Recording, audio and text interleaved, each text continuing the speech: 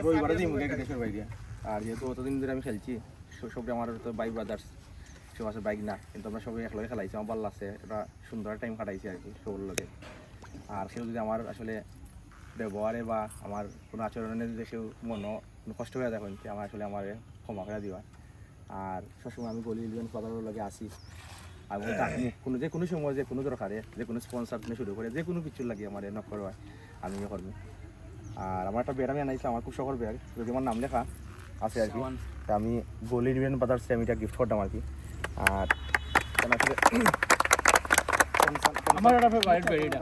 Concern person হিসেবে আমি সবাই কেন এবং দুইজনের দায়িত্ব দিয়ে দিলাম, যাতে দুইজনটা আমি কইতে পারি বা কিতাব ব্যাটের অবস্থা কিতা। ধন্যবাদ, সবাই আত্মারি দাও।